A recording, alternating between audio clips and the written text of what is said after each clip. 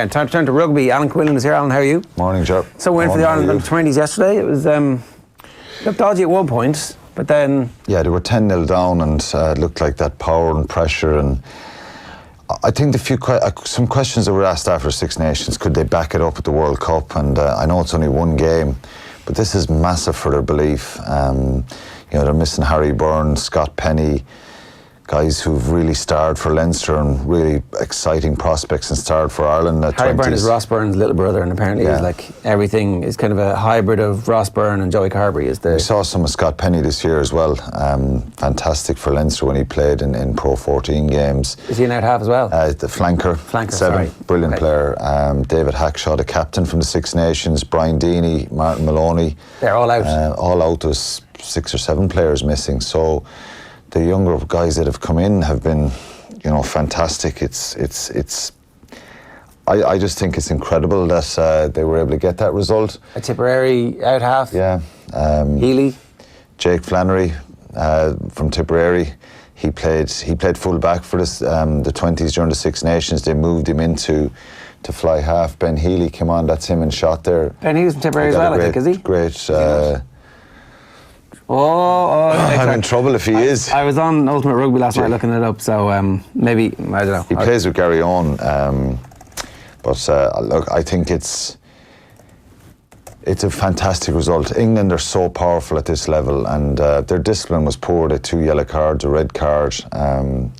John Hodnett was brilliant.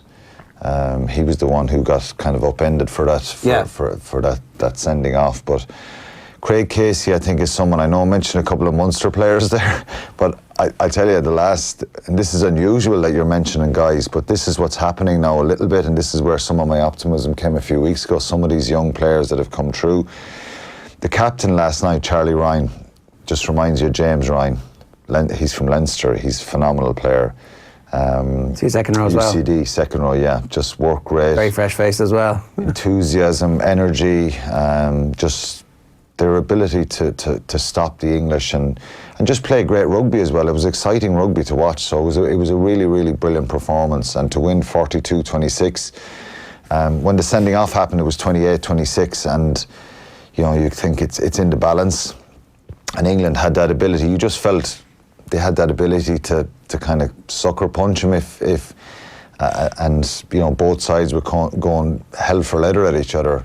But Ireland just forced a lot of mistakes from England, dislodged the ball. They were incredible. Just the enthusiasm of the players. So after the sending off, Ireland score a try. Healy gets in the corner. They take a scrum from that. They had a penalty under the post. They're 28-26, and I'm saying kick it over the bar. Yeah. They take a scrum. Healy scores in the corner.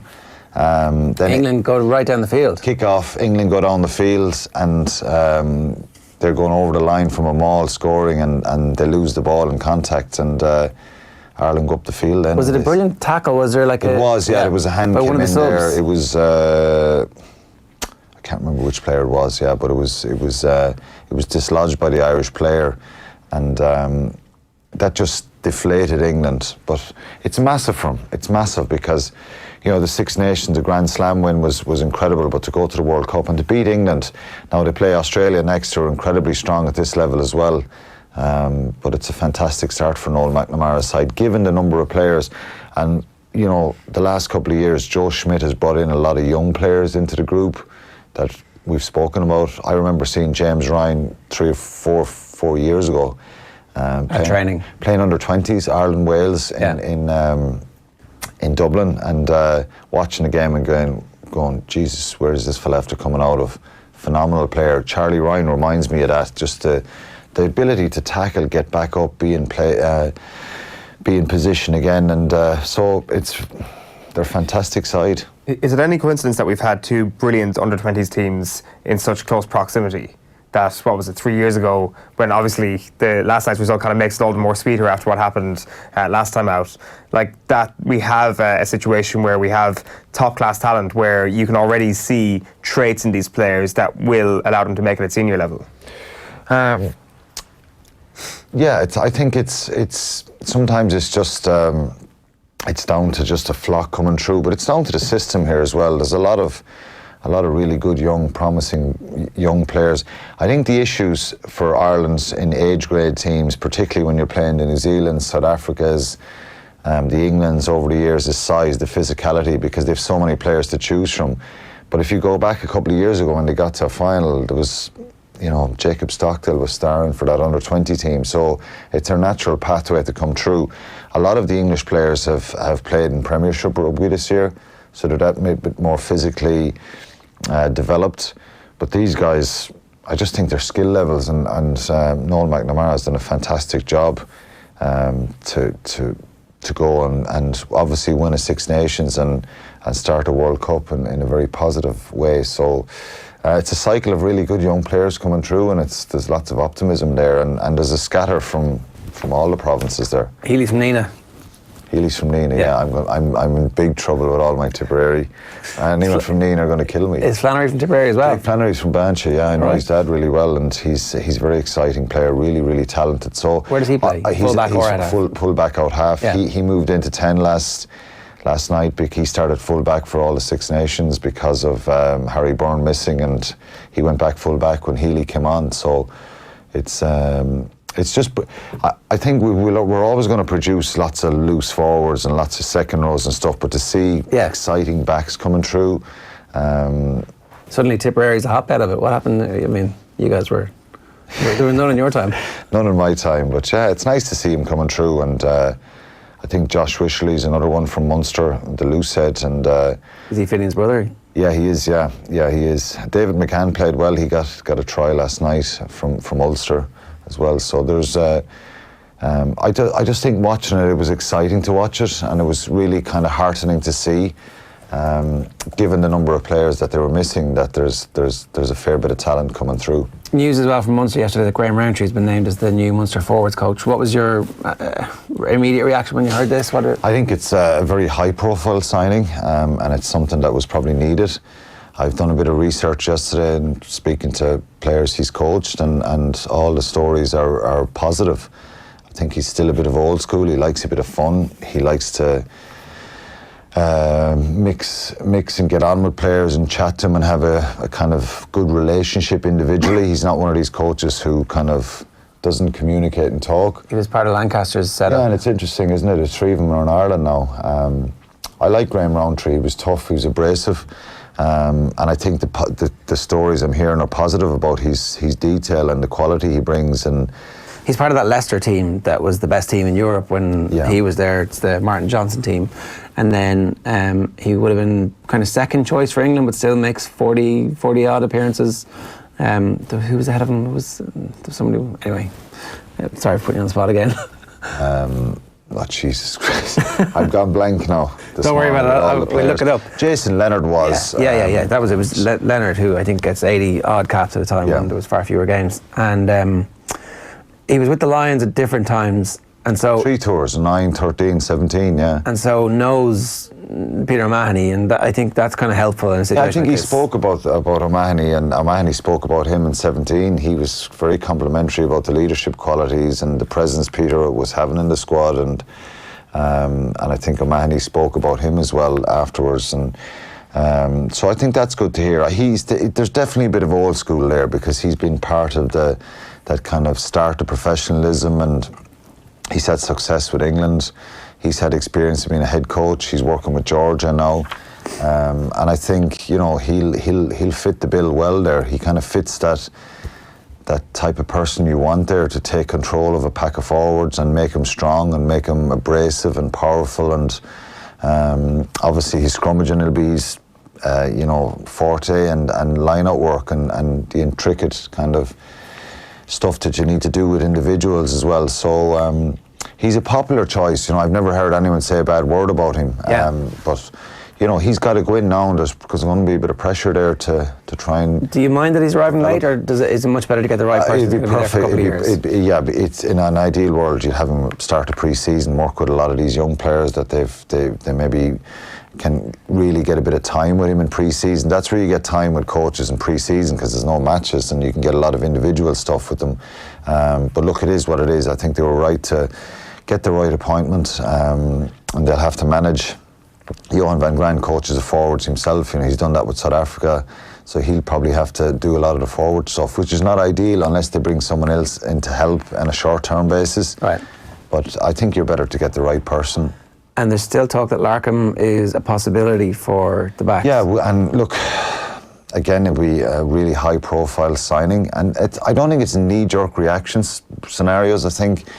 Well, they need somebody. Yeah, they need people, and I think Rowntree is a big name. Larkham is a big name, and obviously the bigger the name, they've got to deliver and coach. It doesn't necessarily mean that they're going to be an automatic success, and they're going to be a success because, certain coaches have come from Southern Hemisphere before and relatively unknown. Joe Schmidt was relatively unknown, and he was an incredible success here. So you've got to do your due diligence. I think someone like Larkham, you just think that such a dominant player. He's over 100 caps for Australia. Very exciting to watch. Someone who took the ball to the gain line. Brilliant set of skills. He's been involved with coaching with the Brumbies for a number of years. Then Australia. Disagreed with Michael Cheika, which was... You don't normally kind of hear that or see that. It's stuff. They disagreed in their philosophies around attack. Because he was involved last year in that tour. I was down in Australia, and he departed during the year because of Australia's run of defeats and disappointments. So I think he'd be a really good appointment. He has that quality and that ability to excite, doesn't he? Yeah. I think so, I think it would excite people. I think that'd be a very good bit of business, Rowntree and Larkham in the off-season. I'd be interested in what that actually ends up in, the identity of whatever they'll produce, a South African, an Aussie, an Englishman. You're mad into this identity, aren't you? No, but it's a fair point, to be fair. People will kind of drift back to it. And you know what, if they were to get Stephen Larkham and they had Rowntree, Johan van Graan, and who knows, maybe another overseas person will come in or Who? What type of person? Because Van Graan said that there's 3 coaches we want. We've got 1. Yeah, well, you see, Felix Jones was doing skills, kicking, backs. There's a lot of roles there, you know what I mean? The ideal scenario is at least 4 for any of these teams because you need forwards, backs, and then kicking or defence. JP Ferreira's there already in defence, and you need maybe someone for kicking as well, and there's a lot to it, so they're talking, and that's where the gap was with Felix. Was doing a lot of the kicking strategy, the backline attack. There's a huge amount to it, so I would imagine they'll bring someone in to do skills in the kicking game, so if they go with an extra coach, but I think there's definitely, and it would allow Johan van Graan to kind of oversee the whole thing himself then, and maybe be director of rugby and be director of manager, head of that team and that group, and probably oversee the whole thing. So there's every chance they'll bring in another player, and it will come up if Munster have a bad couple of results. Well, we've no Munster people attached to the group, and it's a relevant point. Some people, it really frustrates them and upset them. You've lost 2 good Munster people who've played in the Munster jersey for a long time, but what can you do? I think you've got to get quality in there, and if it's not available at home, you've got to go outside for it. And experience is sometimes the key, because this is high level stuff, and you've got to get the best of the best if you want to compete and try and be the best. I think it's a fantastic opportunity for the province as well to actually look into expertise from different backgrounds. That's my point here, really, is that you have all these different people who think about rugby in a very different way, who've grown up in different rugby cultures. Like, if that is fed into in the correct way, in terms of bringing that down through whatever the structures are in Munster, that can have huge benefits. Yeah, and it's fresh ideas, Eoin. I think that's it. Different experiences, different people in different parts of the world. So I think, South Africa, Australia, England, all guys who played and experienced top-level rugby. Van Graan with South Africa for a number of years, Rowntree with the Lions, England, Leicester, Harlequins, Georgia, Larkham with Australia, Brumbies. So you're getting a lot of good detailed information. And I think they need some sort of change. They need a bit of freshening up here because of the stagnant kind of finish to the season. So, but they've got to get it right. Ultimately, you've got to get results. So they've got to figure out a way. And, we keep harping on about it because it's been a success with Stuart Lancaster coming in, the experience he brought, and maybe the enjoyment he gets out of that part that he's spoken about, that enjoyment, that on-field coaching. So, you know, Graham Rowntree, he's experienced head coach himself, so he knows the format and the plan that you've got to put together to run a team. He now has a situation where he can just focus on the Munster forwards. If Larkham or whoever comes in, hand him the backs jobs, tell him you want a back line, humming, attacking well, and you try and piece it all together then, and that's where Van Gran has to stand over it and make sure that it's working well. If they can get Larkham, I think that would be unbelievably exciting, because like there was a glory about the style that Australian side had, that he seems to be able to coach into teams, that it's not just so when was it Gary Ella was at Leinster, he obviously had that heritage but couldn't get the team to play that way. Whereas with Larkham, it seems like he has actually had some success. Ultimately, him and Czech have a falling out, so that's why he's still not there. But it doesn't look like he's just a great player who hasn't been able to become a great coach. It looks like he has had a bit of great coaching in his background as well at the same time. So if he can do that, that'd be great. We should talk about this Leinster story. So the allegations are that a high-profile member of the Leinster team pissed on another person in a pub, and that was it on the same night that a former Leinster player knocked out a current academy player. They're the allegations that are doing the rounds. Brendan Fanning wrote that article on Sunday in the Sunday Indo, and I spoke about it on breakfast this morning, and you know, we're talking about the culture of drinking, the way things have changed in sport, and Shane Coleman challenged me and said, hold on a minute, culture, Facebook, Twitter, social media, all that stuff has changed for sure, and maybe the public are possibly a little bit more intrusive for photos, videos in people's faces, you know, watching people trying to ringing their mates, WhatsApping people, look what this guy's doing, look where I am, all that stuff. And that's just the modern world. But he made a relevant point that there's still a responsibility with the individual to behave well. The videos I saw and the stuff I saw were the Leinster players having a sing-song and having a few drinks, which is fully understandable and they're fully entitled to do. And I think then there's the allegation of someone urinating on somebody else's leg at the bar, and then the assault of an academy player, where an academy player was taken to hospital by an ex-Leinster player. So they're the kind of things that Leinster wouldn't want to wake up to the next day and hear about and go, wow, we have stuff to deal with now, and the RFU don't want to hear it either. Does it happen? Is there situations I've seen over the years? I've been on many tours, I've been all over the world on different tours. You have these blowouts. Is everything perfect? Far from it. Do players take off their tops? Have players been dancing on bars? Has there been rows and incidents? Nothing major, but I've seen a lot, you know, and I've seen bad behaviours out of people. I think it's different nowadays. I'm not justifying any bad behaviours that I've seen, but it is different. Players need to understand now that you're being scrutinised so much more, and there is no excuse for urinating on somebody's leg. I was mad on the bloody rugby field. I was calmer and much more quieter off the rugby field. Even when I was having a few drinks, I was fairly subdued. Now, if there was a situation where somebody was acting a mick in a pub or bullying Rog or someone smaller, or there was some sort of an incident, for sure I'd intervene. It was always Rog. Yeah, you'd have to watch Rog. Well, some guys had to be careful about how much they consumed. Others could drink all bloody day and the next day, and you know, they wouldn't knock a stir out of them. So everybody's different.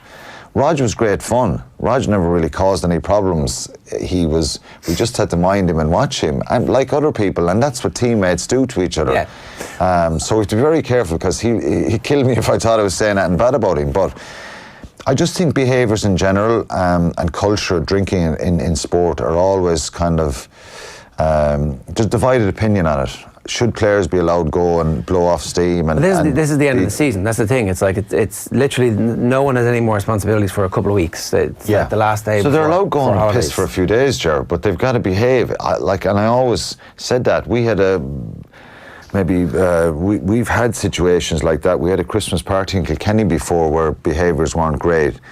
You know, everybody's had it. Christmas parties, work nights out, in not just in sport, that people have rows, arguments, someone says something, does something stupid. But I think the way the world is now, that it's different. You've got to be much more careful, and it's not about avoid getting caught, but it's avoid situations which cause and trouble. Just maybe avoid situations, and maybe it is a case of going somewhere quieter and not being or don't urinate scrutinised. Well, you don't urinate on somebody's leg. That's a certainty. Like when it comes to the responsibility. As regards the assault, we don't know what happened there. Maybe there was a row. It happens. We've had rows over the years where we've probably had, there's been a few slaps thrown on different occasions amongst ourselves, and it's all forgotten about an hour later, you know, but there's obviously a situation there where somebody was assaulted, and it's quite serious.